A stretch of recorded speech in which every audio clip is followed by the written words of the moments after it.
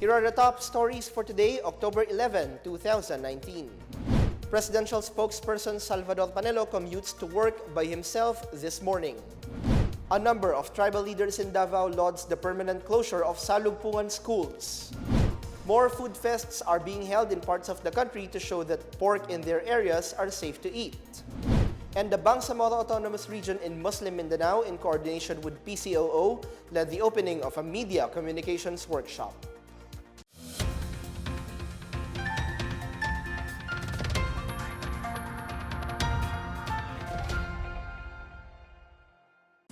Good day, I'm Bench Bondok. Welcome to the PNA Newsroom. We begin with a palace official's journey to work in the shoes of an ordinary commuter. This as presidential spokesperson Salvador Panelo took the commute challenge on his way to Malacanang from his home in Marikina City to refute claims that Metro Manila is experiencing a mass transport crisis. Let's see how did it go in this report. Dressed down in a white polo shirt and a cap, Panelo arrived at the Malacanang grounds after a nearly 4-hour commute as he had to take 4 jeepney rides to reach Manila from Marikina. Panelo shares his experience during the palace briefing shortly after he arrived. He first rode a jeep to New Manila, then took a round trip along Balete, Gilmore, Cubao, and back to Marikina before traveling back to Cubao for work. By the time he reached Cubao, traffic has become heavy. He took a jeep to the LRT via Gilmore, but he was told to pass through Menjola. From there, he was supposed to take a tricycle, but was then offered a motorcycle ride to Malacanang.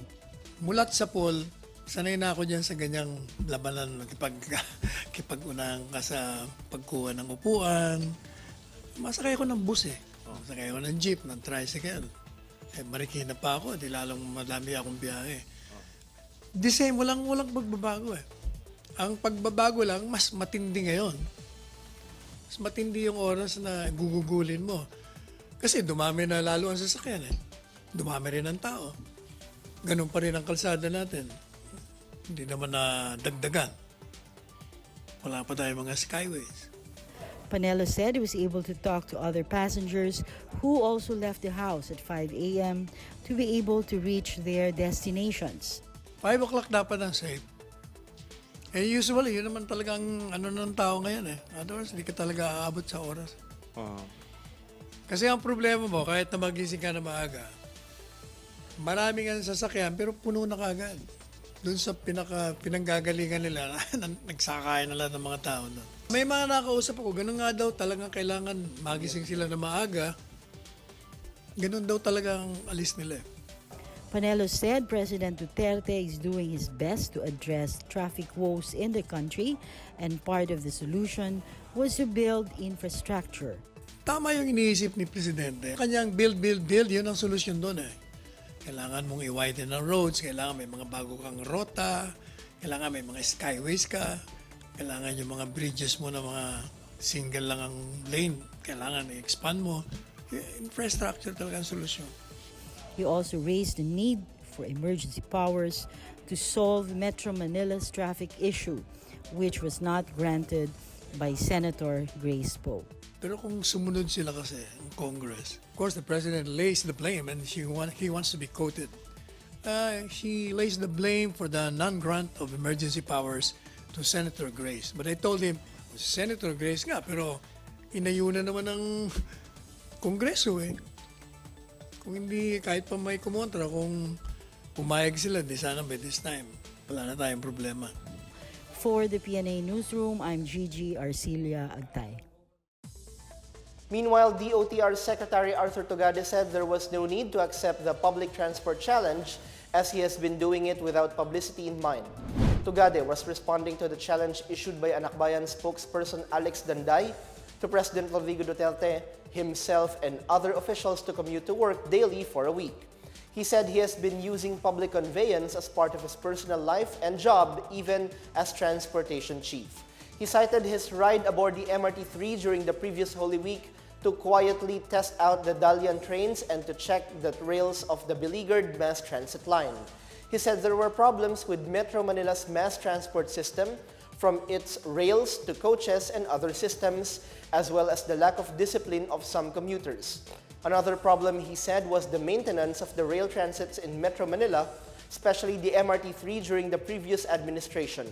Citing that there are only transportation issues, both presidential spokesperson Salvador Panelo and Tagada said this does not mean a crisis as transportation in the capital has not been paralyzed. In other news, following the recent SWS survey showing a slight decrease in President Duterte's approval rating, political analysts say the Duterte administration and its projects are still trusted by Filipinos. On Wednesday, the survey firm bared that Duterte got a net satisfaction rating of positive 65, down by 3 points from his personal record high positive 68 recorded in the previous quarter. Among economic classes, Duterte's net satisfaction rating recorded a new personal high in Class ABC with an excellent positive 70 and remained very good in Class E or the poor at positive 57. Edmund Tayaw of the Local Government Development Foundation said that the rich Filipinos, or Class ABC, recognizes the effectiveness of how the government handles the economy. On the other hand, UP President for Public Affairs Lanjit Rai said the 11-point drop is not surprising with a slow progress of solution for everyday problems such as the traffic condition. He said large constituents of people are having a hard time, but the important thing for the government is to find where the sentiments are coming from and improve on it. Malacanang on Thursday said President Duterte will still await the results of the investigation before deciding on the fate of PNP Chief General Oscar Albayalde. Albayalde is tagged in the recycling of illegal drugs in 2013 along with other police officers during his time as Provincial Police Chief of Pampanga. Presidential spokesperson Salvador Panelo reiterated that the President will decide based on the recommendation of the DILG. Panelo said he does not know whether the President would be more inclined to dismiss Albayalde amid new revelations against the top cop. This as former CIDG Deputy Director Colonel Rudy Lacadin claimed that Albayalde tried to intervene in the controversial 2013 drug operation in Pampanga.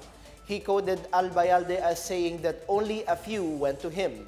Albayalde denied Lacadin's revelation, saying other generals including former CIDG Chief and now Baguio City Mayor Benjamin Magalong were ganging up on him. Panelo has repeatedly assured there would be no sacred cows in the Duterte administration.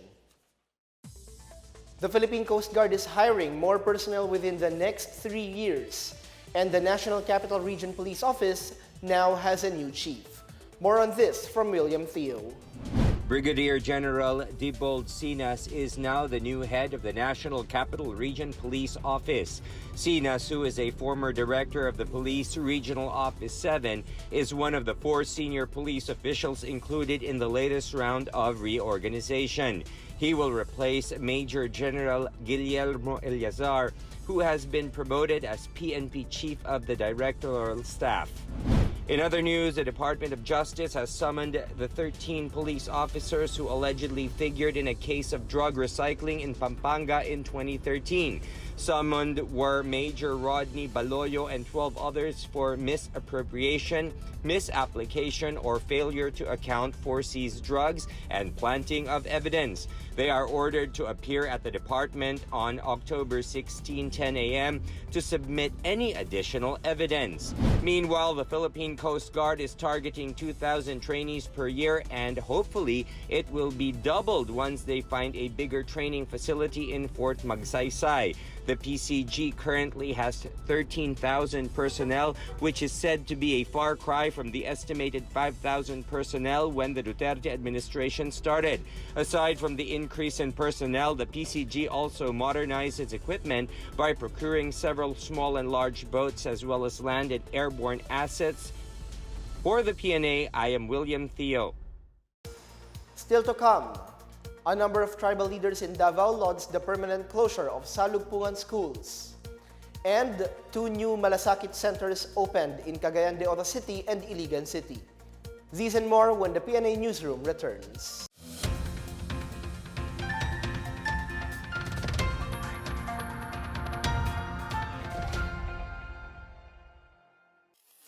Ito ang Duterte on Duty.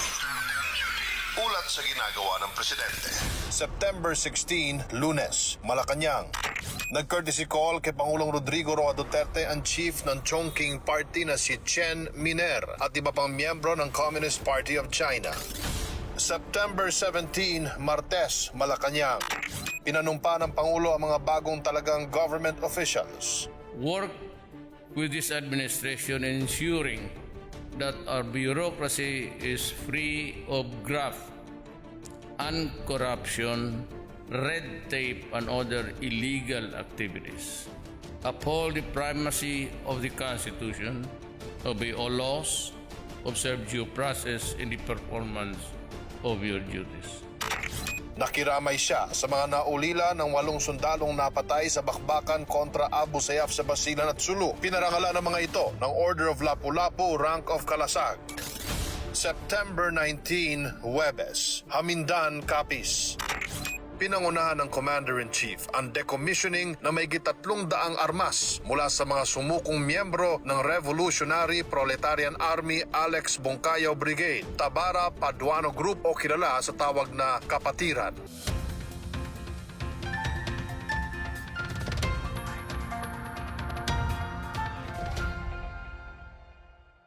A number of tribal leaders in Davao Region welcomed the decision of DepEd Region 11 to permanently close the Salugpungan Tatano Igkanugon Community Learning Center Incorporated.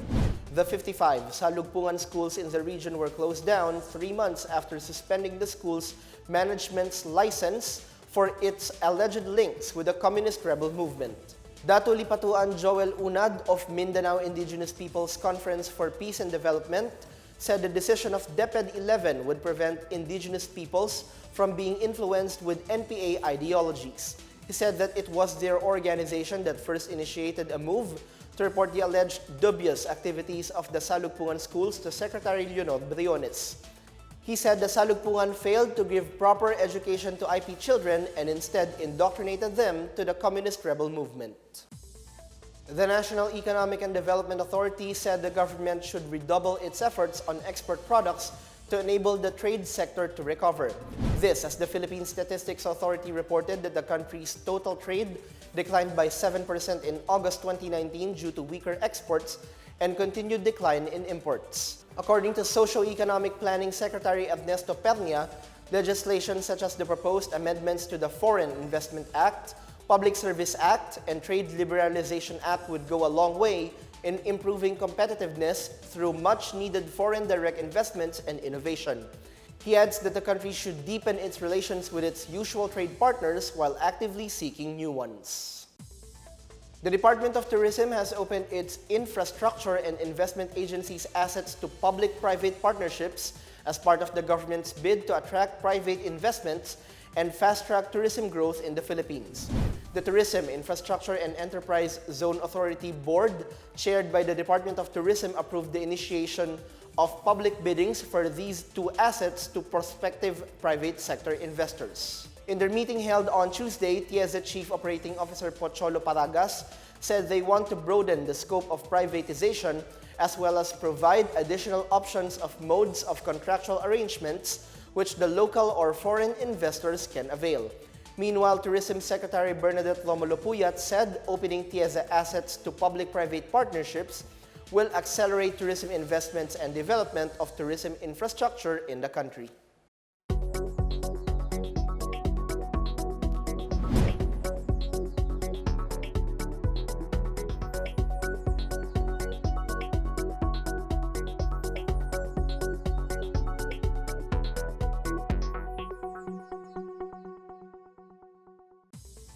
Two new malasakit centers have been opened in Cagayan de Oro City and Iligan City.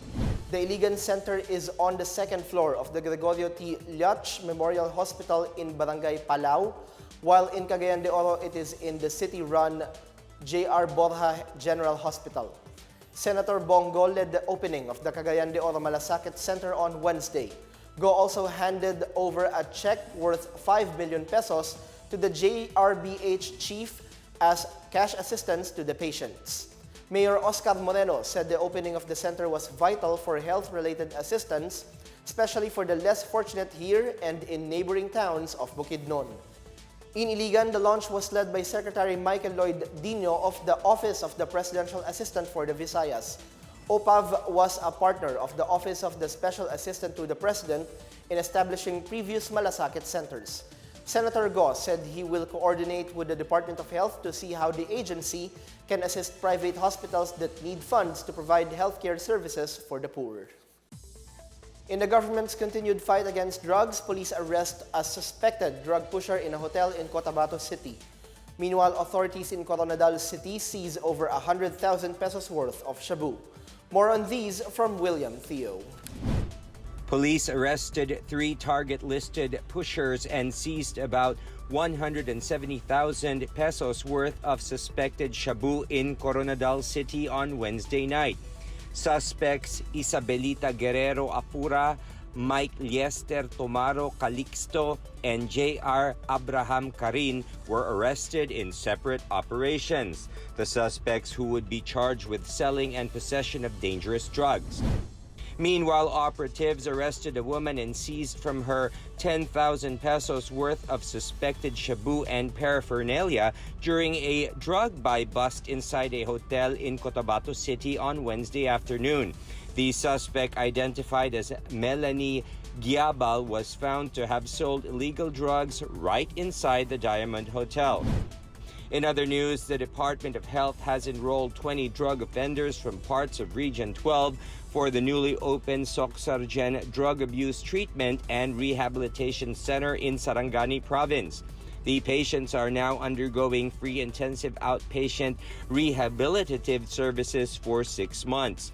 DOH Provincial Officer Dr. Sharir Dulduco said they have partnered with the local government units in the area for the rehabilitation of drug offenders and dependents.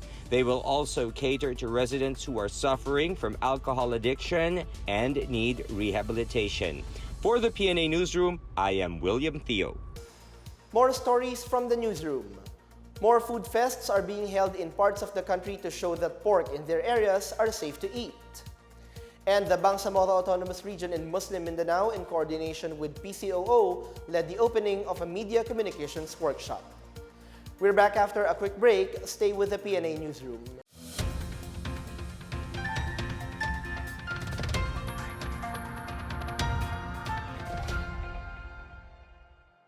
I encourage all 227 returnees to take advantage of this opportunity to start anew and lead a productive life with your families and loved ones. And be assured of the government's full support for your reintegration to the mainstream of society. Binawala niya ang mga sindero ukol sa pagbili ng mga lupa na naipamahagi na ng gobyerno sa land reform beneficiaries. Look, bigyan ko na sa inyo, sa panahon ko, I will not honor that sale. Kung sabihin mo na binili mo uli, mahirap yung tao eh. Maybe for the first time in his life, he got hold of so much money. At iilan lang yan. And yet when it is gone, dissipated either intentionally o sa mga gastos sa buhay, wala silang mabalikan. September 27, Biyernes, Davao City. Dumalo ang Pangulo sa 69th National Executive Board Meeting of the League of Cities of the Philippines. Ako po si Secretary Martin Andanar at ito ang Duterte on Duty. Abangan sa susunod na linggo ang mga gagawin ng Pangulo.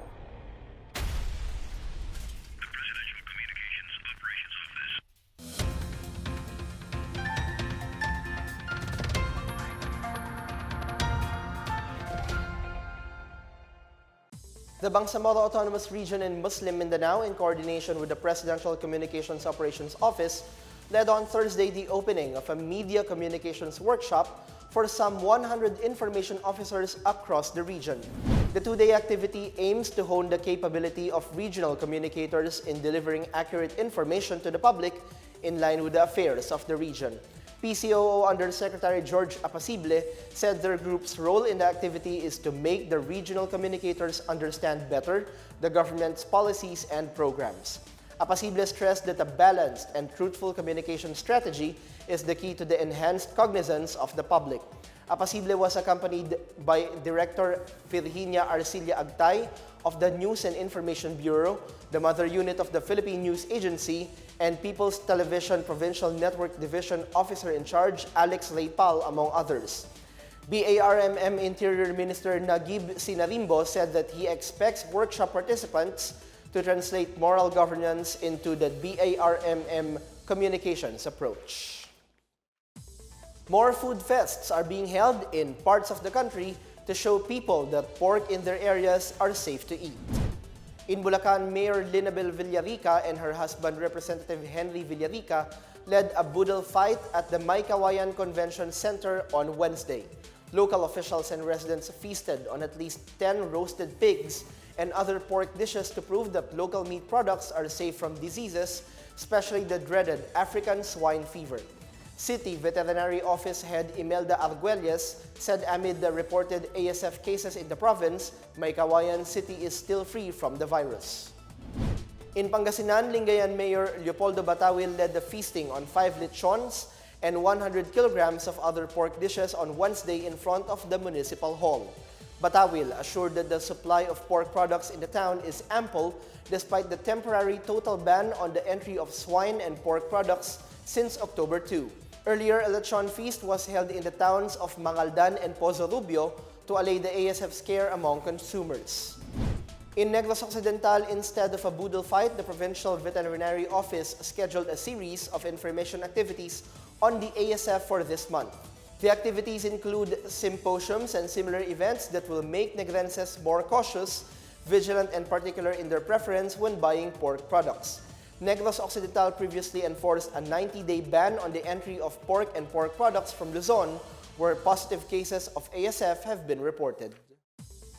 Health Secretary Francisco Duque III on Thursday signed the implementing rules and regulations of the landmark Universal Healthcare Law. Under the Universal Healthcare Law, all Filipino citizens are automatically enrolled into the government's health insurance program. Duque said the IRR is only the first step to the creation of a health system that works for all. The IRR would guide the DOH and its partner agencies in implementing the landmark law. Meanwhile, the proposed 9.39 billion peso cut in the budget of the DOH for 2020 could result in job losses for over 7,100 public health nurses next year. Senate President Pro Tempore Ralph Recto warned on Thursday that one of the major programs to be severely affected by the DOH budget cut is the Human Resource for Health Deployment Program. The HRHDP has a total budget of 12.37 billion pesos for this year, while a measly 2.45 billion pesos is proposed for the program next year. Recto said the 2.45 billion pesos would only cover the continuous employment of almost 4,000 nurses out of over 17,000 deployed this year. On to some business headlines. Budget carrier Cebu Pacific and AirAsia Philippines are set to launch new domestic routes in the remaining months of 2019, including international destinations soon. CEB spokesperson Charo Lagamon said all is set for their Cebu-Busuanga services on October 27 and Clark-Puerto Princesa route on November 17. Lagamon said there is a strong interest for leisure travel and meetings, incentives, conferences, and exhibitions in Palawan. AirAsia Philippines will also launch a twice-daily flight between Manila and Bacolod this month. AirAsia Vice Chair Sheila Romero announced the budget carrier would launch services to Zamboanga and Narita in Japan. The company recently launched a Manila-Osaka route, which has now 84% load factor. Meanwhile, flag carrier Philippine Airlines will also launch 4 new domestic routes to increase intra-domestic connectivity. PAL spokesperson Shelo Villaluna said the new routes, which will start in January next year, are Cebu Dipolog, Cebu Zamboanga, and Davao Iloilo. And before we go, here now is the latest in our community billboard.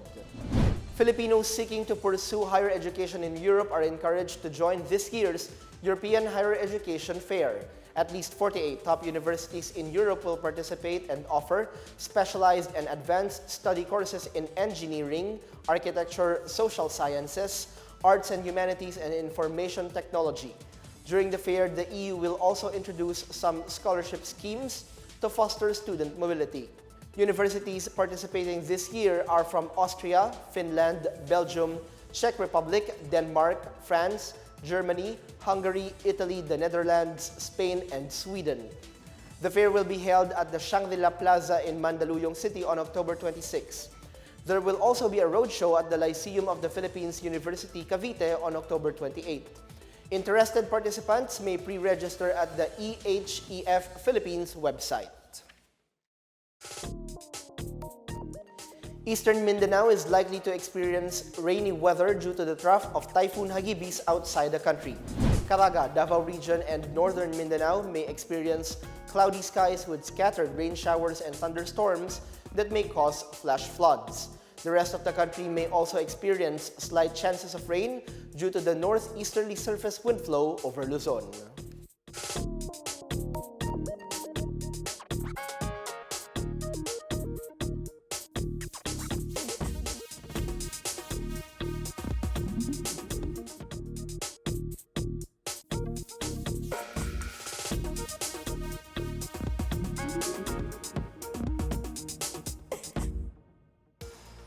Let's take another look at today's biggest stories. Presidential spokesperson Salvador Panelo commutes to work by himself this morning. A number of tribal leaders in Davao lauds the permanent closure of Salugpungan schools. More food fests are being held in parts of the country to show that pork in their areas are safe to eat. And the Bangsamoro Autonomous Region in Muslim Mindanao, in coordination with PCOO, led the opening of a media communications workshop. Thank you for watching another episode of the PNA Newsroom. To check more news content, check our webpage or head on to the Philippine News Agency's Facebook and Twitter accounts. For more stories about the government and how it serves Filipinos, look for these hashtags in all of our social media platforms and websites. We are shown on the pages of the PCOO and its attached agencies. Also watch us on television on PTV4 and IBC 13. And that's your daily dose of the biggest stories that you need to know from the PNA Newsroom. I'm Bench Bondok. Have a great weekend.